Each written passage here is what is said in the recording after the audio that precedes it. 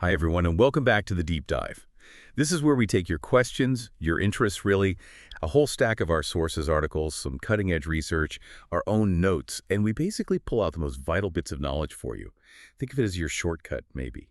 Your express lane to being genuinely well-informed. We try to pack it with insights, maybe a little humor too, just to keep you hooked. Today, we're diving into something really fundamental, a skill that's just crucial everywhere, but honestly, it trips up even the smartest people sometimes. We're talking about speaking your mind clearly and confidently. Yeah, it really is foundational, isn't it? It weaves through just about every part of life. I mean, think about it, a high-stakes job interview, or maybe trying to explain how you feel to a friend, or even, pitching a new idea at work. Being able to express yourself well isn't just like nice to have, it's paramount. Its importance really goes beyond just work or just personal stuff. It shapes how people see you, how well you work with others, and yeah, how effectively your ideas actually land. It dictates quite a lot. Okay, so let's really unpack this. Our mission for this deep dive, for you listening, is to give you some truly actionable strategies, backed by research, of course. Strategies to help you articulate your ideas with, let's say, more precision, more impact, and importantly, more authenticity. We're going to start by digging into the common things that make it so hard in the first place. Why is expressing thoughts difficult sometimes? Then we'll move into a practical, step-by-step guide based on what our sources tell us. And to make it concrete, let's think about someone, let's call them Alex. Alex is brilliant, maybe a software engineer with amazing ideas, but they really struggle to present them, effectively, especially to non-technical bosses. We'll keep coming back to Alex as we go through each step, seeing how these strategies could potentially transform their communication. So our journey starts now, moving Alex and you from that fuzzy internal thought cloud to clear, confident communication. Absolutely. And the aim isn't just to point out the problems. We want to provide concrete tools, but also the why behind them. So you get a deeper understanding, something that leads to, hopefully, lasting improvement, not just quick fixes. Hashtag why. It's hard to express thoughts, sometimes. Okay, so let's kick off with something I know I've felt, and I bet many of you have too. You know what you feel, or you have this crystal clear idea in your head, but when you go to actually say it, nothing, or not the right words. Anyway, it's like this vivid picture, this complex thing swirling in your mind. Our sources call it a thought cloud, which I like, but it just refuses to become coherent sentences. It's maddening, right? Like your brain's working against you. Right. Yeah, and what's really interesting there, if you look at the cognitive science behind it, is how our brains actually process things internally. Mhm. Our brains are incredibly powerful, constantly juggling information, emotions, and tensions, often all at once, non-linearly. Think of it like a huge multi-lane highway inside your head, ideas, feelings, memories, all zooming around, connecting simultaneously. But speaking is linear, it's sequential, word after word after word. So the brain has this massive task.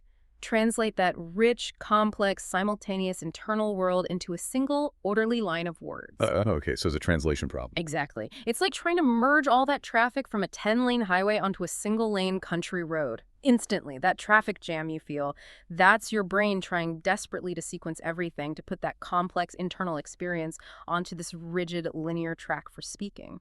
Sometimes the sheer volume of information or maybe how abstract the idea is makes it really hard to find a starting point or even a logical path. You just feel overwhelmed, unable to articulate. That multi-lane highway to a single-lane road. That's a fantastic analogy. It makes so much sense. So it's not just about finding the word. It's about structuring something that maybe isn't inherently structured for verbal language yet. Right. Is that why someone like Alex, our engineer, might find it so tough to explain their brilliant but complex tech ideas simply? Precisely. And then you add emotions or pressure into the mix, and it gets even harder. This whole delicate process gets inhibited, sometimes even hijacked. Think about trying to explain something complex when you're in a heated argument, or when you're suddenly put on the spot in a big meeting, maybe trying to explain why something went wrong in a project. Your emotional state, stress, anxiety, even excitement or fear, it can literally interfere with your brain's ability to access and organize language. How does that work exactly? The stress affecting language. Well, stress responses, particularly the release of cortisol, can dampen activity in the prefrontal cortex. That's the part of your brain handling executive functions, planning, working memory, verbal fluency, the stuff you need for clear speech. So you get this disconnect. Internally, you know what you mean. Your mind is buzzing with the right info. but externally. Yeah. It's just not coming out right. It's like having that vivid image, maybe a masterpiece in your mind, but you're handed, I don't know, a children's paint set with 3 colors and a stubby brush to recreate it. Wow. Yeah. The translation feels totally inadequate. Frustrating. Deeply frustrating. And I encourage you, listening right now, just take a second to think about a time you felt that feeling of your understanding being trapped inside, unable to get out properly.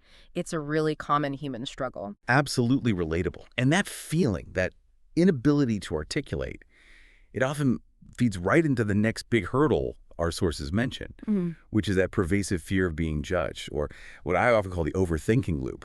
You know, that little voice in your head, that internal editor, just second-guessing every single word before it even comes out. It can lead to just clamming up, censoring yourself, or not speaking at all. Does the spotlight effect play a role here, too? Oh, absolutely. You've hit on a key point, and it begs the question, right? What are the deeper psychological roots of these fears?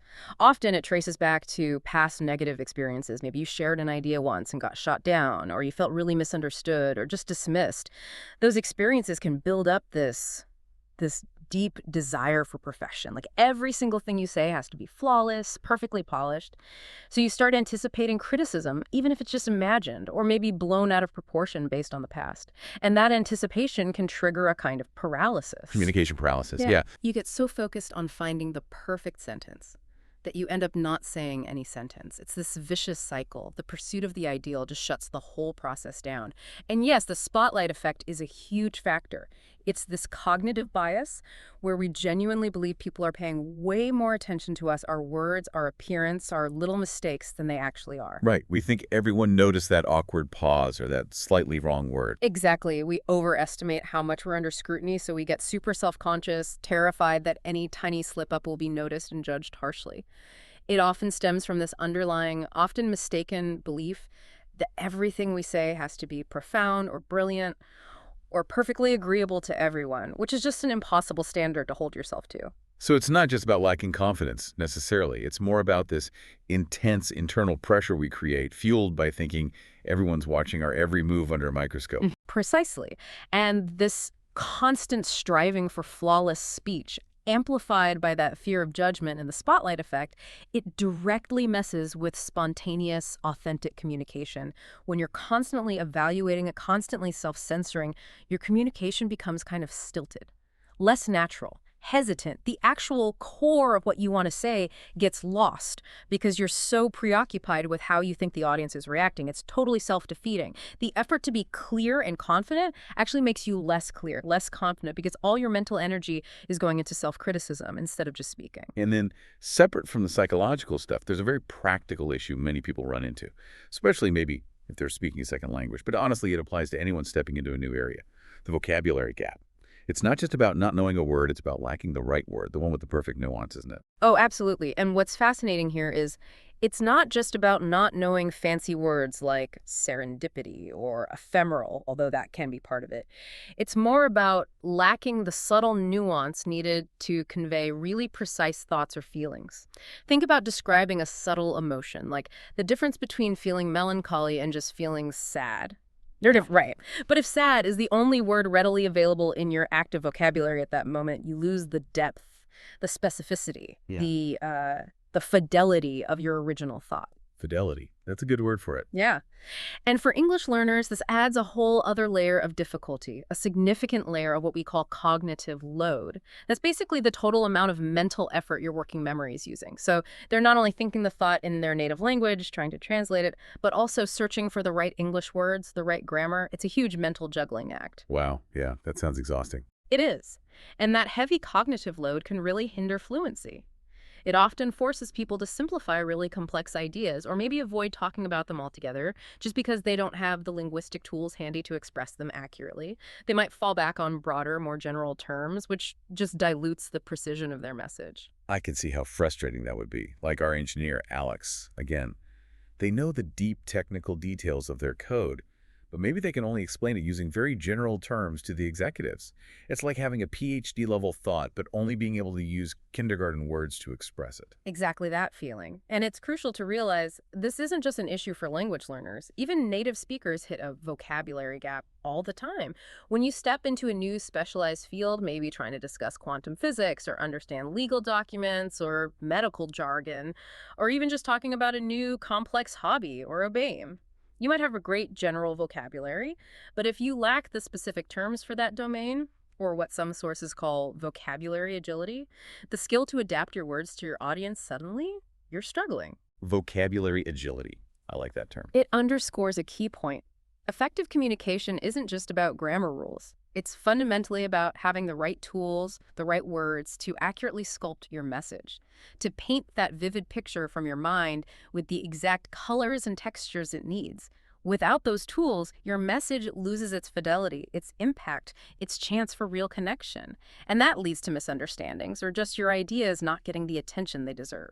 Okay, so we've explored why it could be so darn hard to get our thoughts out clearly.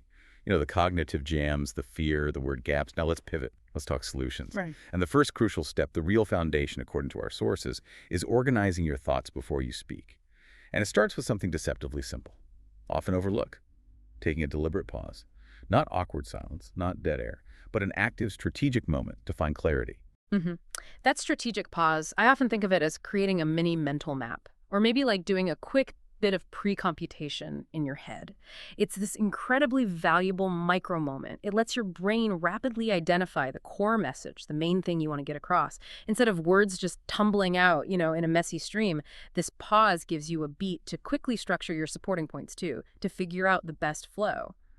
Think about it. Without that quick internal check, you're way more likely to ramble or repeat yourself or just jump between ideas in a way that confuses everyone. Right. You end up losing your listener and probably yourself too. Exactly. And there's cognitive psychology research backing this up. Even a pause of just a second or two seems to activate the prefrontal cortex in a way that helps with inhibitory control. Basically, it helps you stop impulsive blurting and allows for more organized thought formulation. It's not just about thinking, it's giving your brain a tiny focused sprint to get organized for speaking. And what's really interesting and maybe counterintuitive for some is how listeners perceive this pause. Yeah, I was wondering about that. Doesn't it seem like you're hesitating or unsure? Actually, no, quite the opposite, usually. It tends to signal thoughtfulness, control, a deliberate approach. It suggests you're considering your words carefully, that what you're about to say is well considered, not just a knee-jerk reaction. It often increases your perceived competence. That's fascinating. So pausing actually makes you seem more confident, not less. That's huge for someone like Alex, maybe, who might rush to explain technical stuff and then get tangled up. Absolutely. It's especially powerful in high-stakes situations. Imagine a tense negotiation or a tricky performance review or even just a difficult chat with a friend. If you can pause, collect your thoughts, structure your response, and then speak thoughtfully instead of reactively, you gain so much control. You're not just batting back whatever was said, you are making a strategic contribution. It's like the difference between, frantically splashing paint on a canvas versus a sculptor pausing, visualizing the final shape before making that first careful cut. Or like a chess player thinking a few moves ahead. Precisely. That brief silence isn't empty space. It's packed with mental activity. It lets you chunk your information, break down complex ideas into smaller, manageable pieces before you even start talking, which makes it easier for you to deliver clearly and way easier for your listener to actually absorb. Makes total sense. So during that strategic pause, what should we be doing? Our sources suggest asking a key question. What's the main idea I want to say? It's not just identifying the core point, right? It's also about starting to structure things around it, giving it that linear path we talked about. Yes. And that brings up the next important question. Once you've identified that main idea, how do you actually structure it effectively, especially for constructive communication?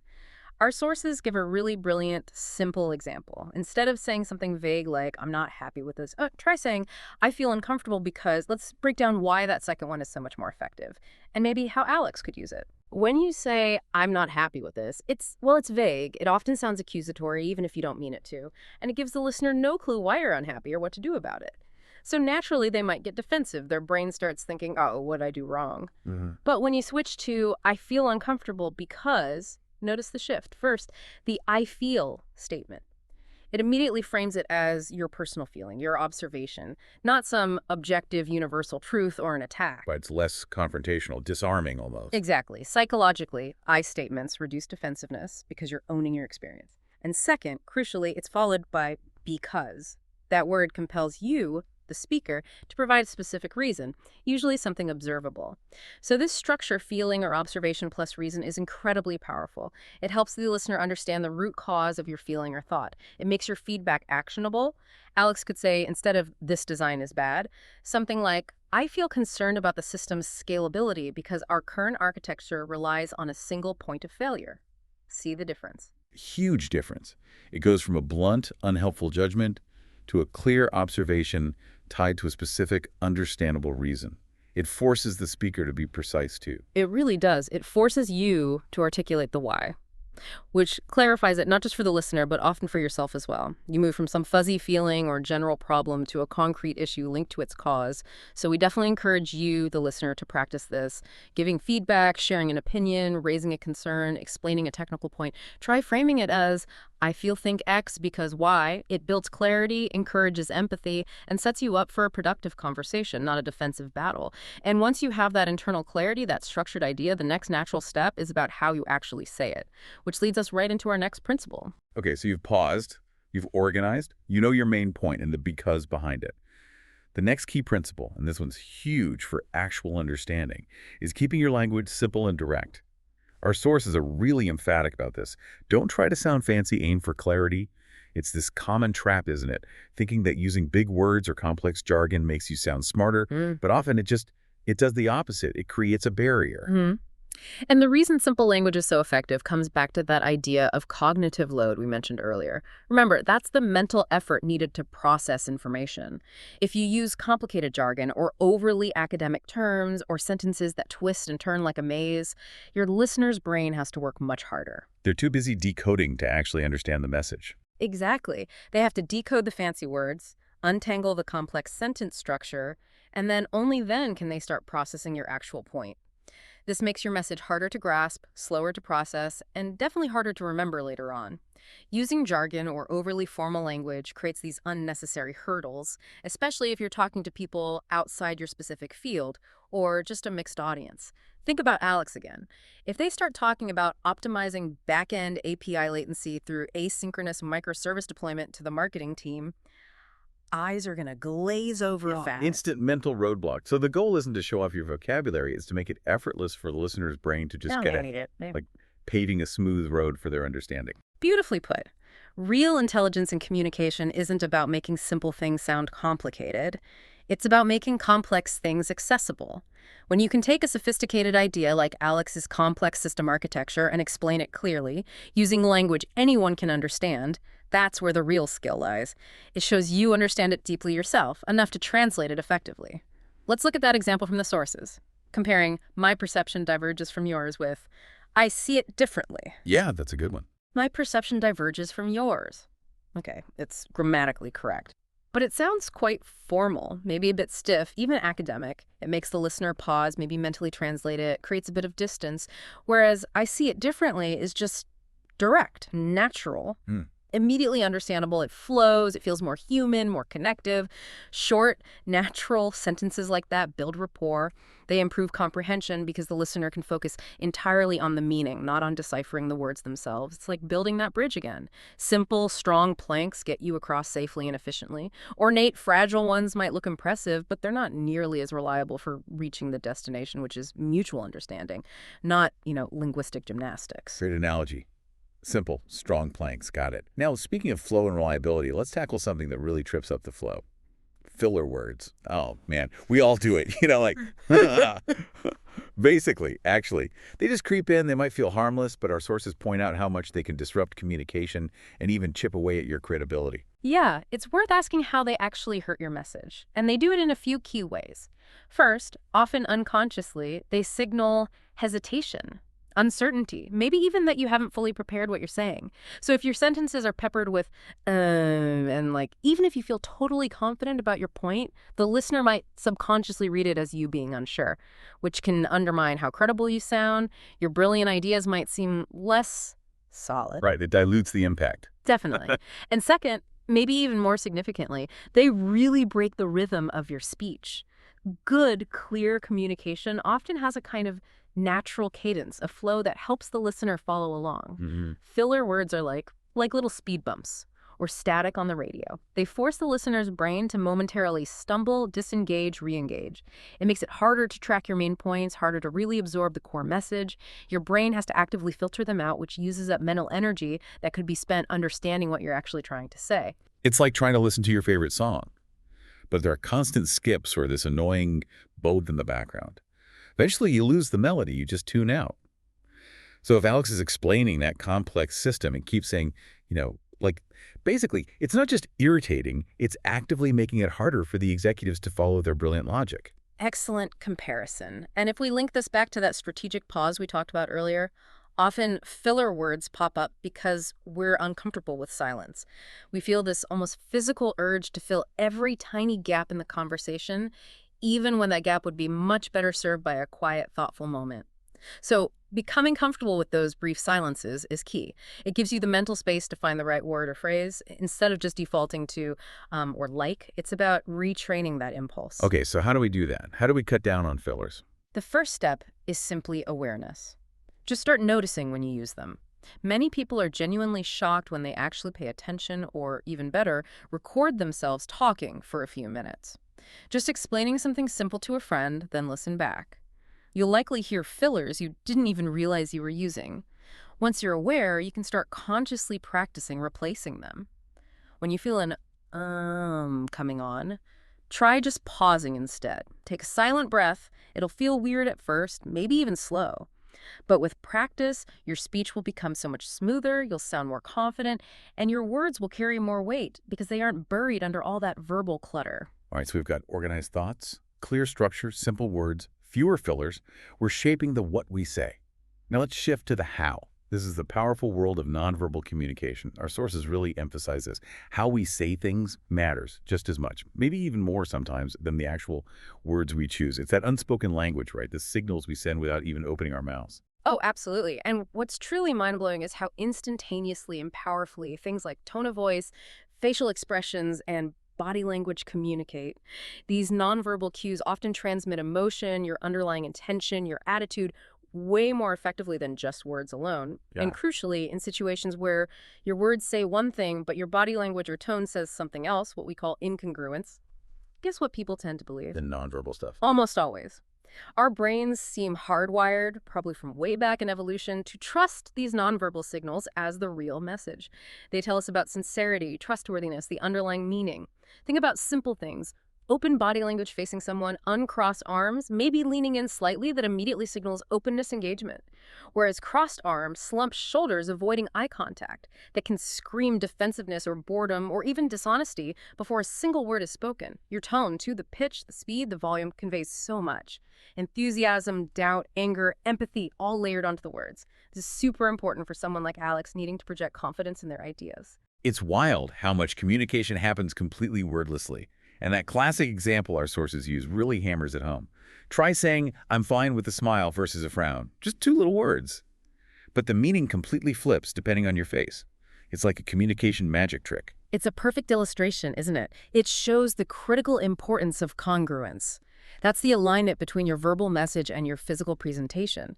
When you say, "I'm fine," with a genuine smile, maybe a relaxed posture, a pleasant tone, everything lines up. The nonverbals match the verbals. The message is clear, consistent, believable, no static, but say those exact same words, "I'm fine," with a frown, maybe slumped shoulders, a sigh, a flat tone. Well, the nonverbals are shouting a totally different story. Distress, sadness, maybe frustration. And the listener picks up on the shouting, not the words. Instantly. They'll instinctively trust those nonverbal cues. They'll interpret your "I'm fine" as maybe a polite brush-off or a sign you don't want to talk, or even that you're lying about how you feel. Because the emotional weight of your body language just completely overrides the literal meaning of the words. And it makes you wonder, doesn't it? How often do we accidentally send these kinds of mixed signals, undermining our own message without even realizing it? That's a really powerful question. It underlines that point from the sources. Your emotion has to match your words. If they don't align, you're basically speaking two languages at once. and the nonverbal one is usually shouting louder. You got it. Congruence, that alignment between what you say and how you say it, is absolutely vital for building trust and credibility. When your verbal and nonverbal signals are synchronized, your message feels authentic, consistent, reliable. There's no confusion, no hidden subtext for the listener to puzzle over. They feel safer, they understand more clearly. But when there's incongruence, words say yes, body screams no, creates static, confusion, distrust. People get wary when they sense that mismatch. It triggers this little internal alarm bell, even if they can't pinpoint why. They get a gut feeling something's off. Exactly. They might feel you're holding something back, or you're not being entirely sincere, or you don't really believe what you're saying. And for Alex, trying to convince executives about a technical solution, that perceived lack of sincerity or confidence, even if it's just subconscious signals, could be fatal to their pitch. So it's not just about getting the message across, it's about building that bridge of trust and authenticity. Yeah. And your body and tone are like the main support beams for that bridge. Precisely. So, how do you cultivate this congruence, practically speaking? Well, one really effective way is to practice in front of a mirror. Sounds cliche, maybe, but it works. Watch your expressions, your posture as you talk about different things. Notice the tension in your jaw, how your eyebrows move, your shoulders. Even better, record yourself. Maybe rehearse a difficult conversation or a presentation. It can be cringy to watch yourself, I know. Oh, yeah. But it gives you invaluable objective feedback. You might spot subtle little tells, like maybe you slightly shrug when you're trying to sound certain, or you frown when you're trying to be neutral, things that contradict your words. You can also ask trusted friends or colleagues for feedback. Hey, how did I seem when I explained that? Or did my body language match what I was saying? No. Just becoming aware of these subconscious signals is the first step. Then you can consciously work on aligning them, making sure your powerful unspoken language amplifies your words rather than fighting them. That consistency is what builds real rapport and makes your message truly land. Okay, we've spent a lot of time on expressing ourselves, getting thoughts organized, speaking clearly using our whole body. But communication isn't just broadcasting, is it? It's not a monologue. Our sources are really clear on this final, crucial step. Conveying thoughts isn't one way. It's a conversation, so listen actively too.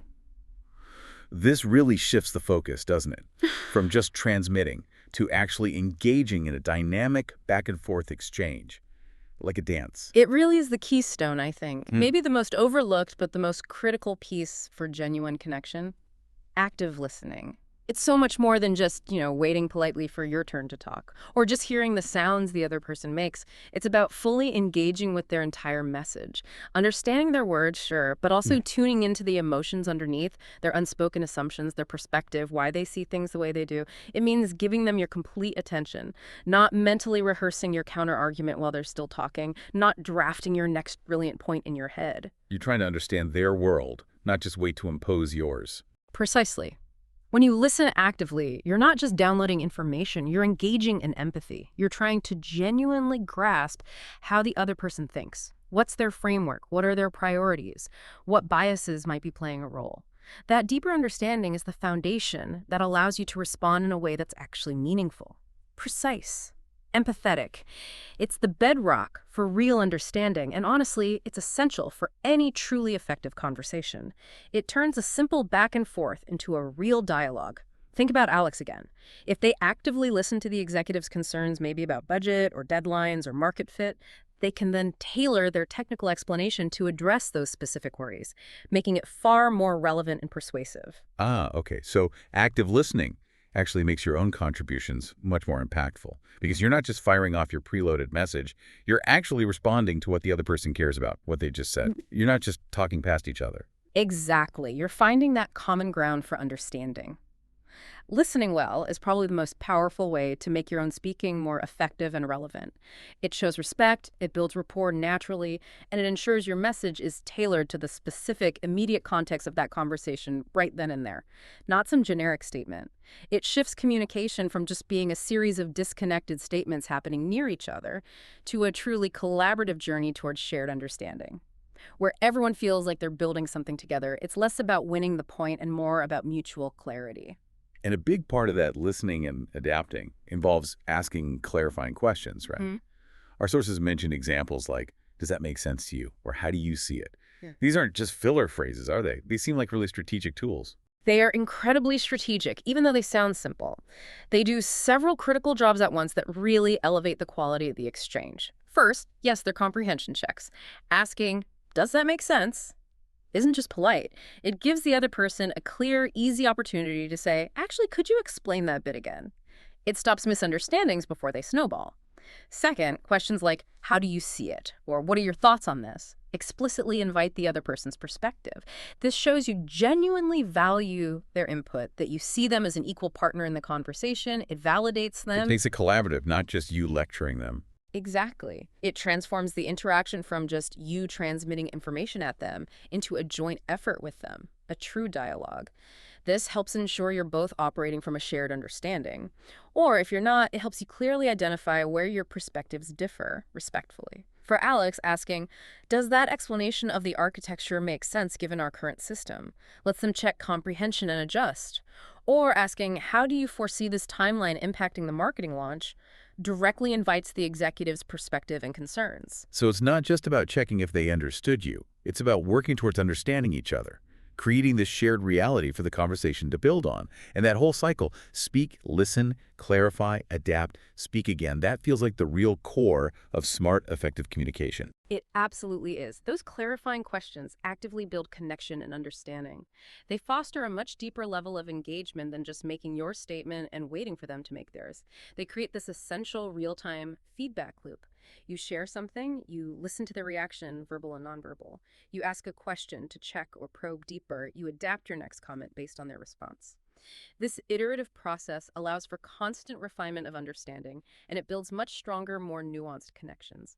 It ensures the conversation isn't just two monologues happening in parallel, but a genuinely interactive, enriching exchange, where everyone feels heard, understood, and actually part of finding the way forward. It shifts communication from being just a transaction to being part of a relationship. Hashtag outro. Wow. Okay, we have definitely covered some critical ground in this deep dive on speaking your mind clearly and confidently. Let's just quickly recap those 4 big interconnected steps we explored today. First, organize your thoughts before you speak. Use that strategic pause. Map out your main idea, your because. Turn the mental cloud into a clear blueprint.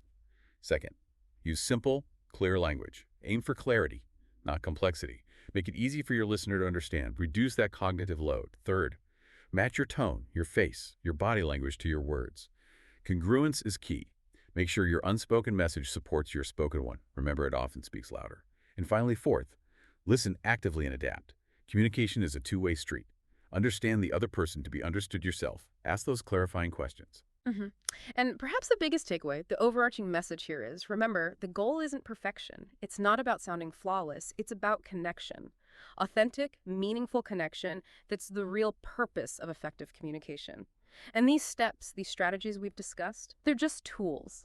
Powerful tools, yes, based on research, but tools to help you build that connection. They aren't rigid rules you have to follow perfectly every time. Think of them as flexible guides for better engagement, for having more impact. And please, don't get discouraged if it feels awkward at first or if you don't master it all overnight. Improving communication is absolutely a journey. It's not a destination you just arrive at. Every little effort you make, every time you consciously pause or simplify a sentence or really try to listen, it counts. It builds. It brings you closer to expressing yourself more effectively, more authentically in every part of your life. Just like Alex, who by practicing these principles can move from struggling to explain complex ideas to presenting them clearly, confidently, and persuasively, no matter who's in the room. So, as you head into your next conversation, whether it's a big presentation or just a chat with a friend, maybe just consider this. How might focusing on just one of these insights shift that interaction for you? What if you consciously took that pause to organize, or deliberately simplified your language, or paid close attention to aligning your body language, or truly committed to active listening and asking those connecting questions? How might that transform your ability to connect, to be truly understood, and ultimately to achieve what you want through that conversation? Something to think about. We really hope this deep dive has given you some valuable tools and perspectives. Thank you so much for joining us today, for investing this time in your own knowledge and your communication skills. Until next time, keep diving deep.